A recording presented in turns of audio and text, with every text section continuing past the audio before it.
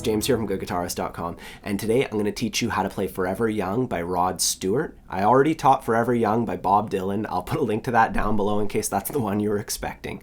But today we have the Rod Stewart version, which is a great song if you want to start getting into bar chords. I'll show you how to do it in a super easy way without using any bar chords, but we can also pop a couple bar chords into this one to play it just like the recording. A couple things before we get started. If you'd like help with the basics, I have a free ebook that goes over all the fundamentals, chords and strumming, putting it all together. I also have a complete beginner's course which will guide you through that process. There's a chord chart for this available on my Patreon. And other than that, let's get started with the chord shapes. First, we have an E chord. And from E, we're going to switch to A sus2. And all that requires is moving these two fingers down this way. And you can remove your first finger since it's not doing anything at this point, whether it's on or off, but you can leave it down and just kind of pivot off of it. And that's the entire verse, it's just those two chord shapes. There are also a few more chords in this one. There's an F sharp minor. And that's the easy way to play it. So we're all on the second fret here. My first finger is on the thickest string at the second fret. I'm going to skip the A string and then 2, 2, 2. I'm kind of just stacking my fingers up. It's a bit tough to squeeze them all in. You won't be able to get them all beside the fret, but get them as close as you can. You could also play the F sharp minor bar chord. And for that one, we just lay our first finger along the second fret. And then our ring finger goes on the 4th fret of the A string and our pinky is just underneath it. Sometimes it helps people to push with their middle finger as well to stack it up. There's also a C sharp minor chord in here, and we do it in the 90s way. We're just pressing the 4th fret of the A string, the 6th fret of the D string of the next string with our ring finger, and then our pinky right underneath that on the 6th fret also. And these top two strings are open.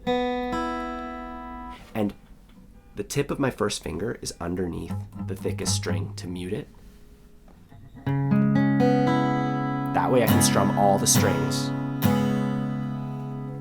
Then we take this shape and we move it down 2 frets, 1, 2, and that gives us our B chord.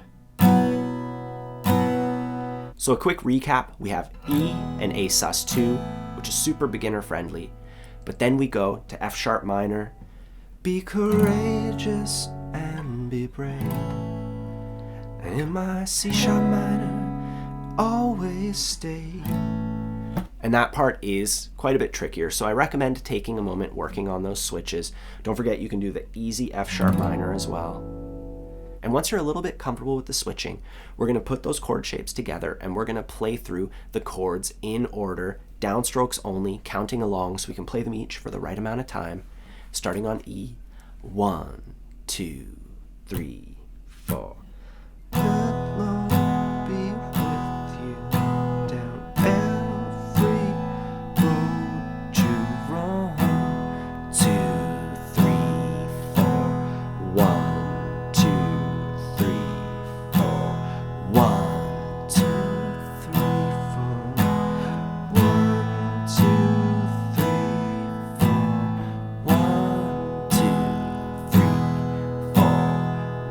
Couple more of those.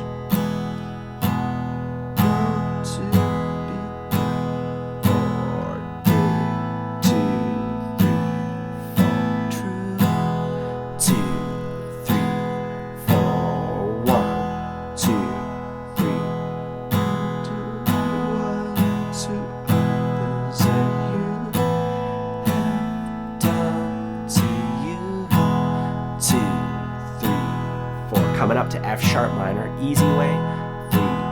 Be courageous and be brave. 2, 3, and in my 1, 2, 3, always stay. 2, forever young. 2, 3, 4, 1, 2, forever young. 2. Post chorus. 4,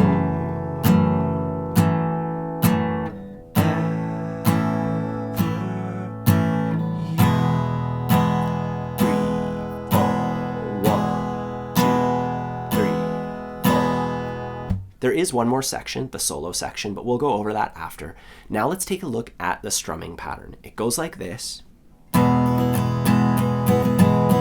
little bit slower.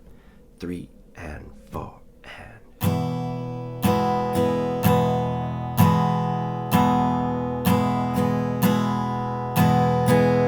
Now, as far as the strokes are concerned, the strumming pattern is actually quite simple. It's just the sheer speed of it that makes this one a challenge. And I want to show you this strumming pattern, but I'm also going to show you a simpler one. I'll put a timestamp in the corner if you want to skip ahead to that one, and you can work on that one straight away. Otherwise, let's take a look at this one. We're going to break it down into 2 halves. The first half is just a downstroke on every number, except on beat 2, there's a down up. And that's how I want you to think about it, just counting out loud. 1, 2, 3, 4, 1, 2, 3, 4. So there's a down up on 2. We could also say the strokes. 3, 4, down, down, up, down, down. One more time. 2, 3, 4, down, down, up, down, down. And the second half is exactly the same, except on beat 4, there's also a down up. So down, down, up, down, down, up. Let's try that. 3, 4, down, down, up, down, down, up. 1, 2, 3, 4. 1, 2, 3, 4. And when you're ready, we can put the whole thing together. 3, 4, 1, 2, and 3, 4, 1, 2, and 3, 4, and. So my biggest piece of advice with this one is to work on it slowly and perfectly and then gradually speed it up. It's not going to be something that happens overnight. It might take a while. Now, if you want an easier strumming pattern that you can play, we can, instead of this one, use the most common strumming pattern ever. It goes like this. And I have a separate tutorial for that one, so if you're not familiar with it, I recommend checking it out. I'll put a link in the corner here and down below as well. And that way you can practice that one and use it instead. We would be using it 1 time per measure. So when you see here, when I have the chords laid out, a measure is 4 of those blue slashes. So each of our strumming patterns fit into there. Just one of the strumming patterns has twice as many strokes, so it's condensed into those 4 beats. That's what makes it so fast. Whereas the most common strumming pattern ever also fits into 4 beats, but there's a lot more space and a lot more time. I'll go over a little bit of it right now. You can always just use the timestamp in the corner, skip ahead to the regular play along. I'll just show you how to do it in a simpler way really quick. 3, 4.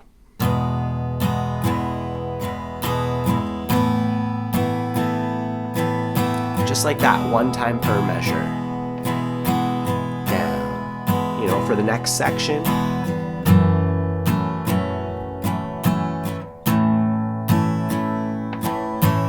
One time per measure.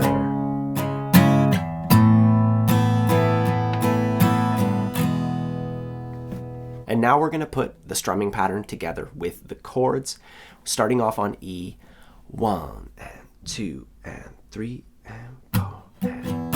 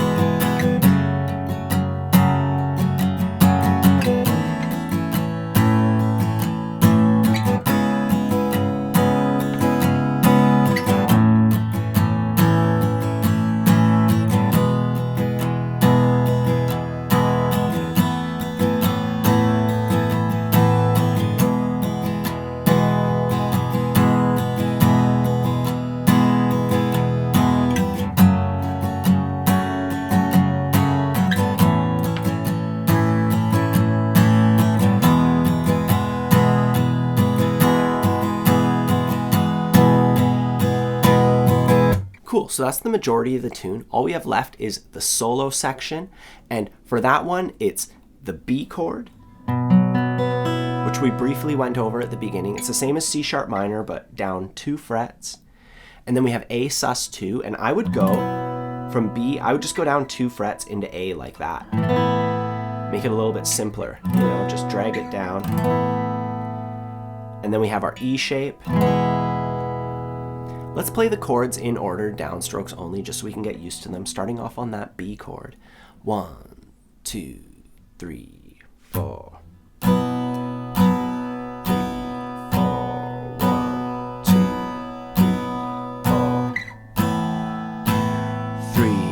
4, 1, 2. Again, we go to B. 2, 3, 4, 1, 2. Drag it down to A. 2, 3, back up to B. And then 4 measures of E. 1, 2, 3, 4, 2, 2, 3, 4, 3, 2, 3, 4, 4, 2, 3, 4. And now we'll add our strumming pattern to that. 1, 2, 3, 4.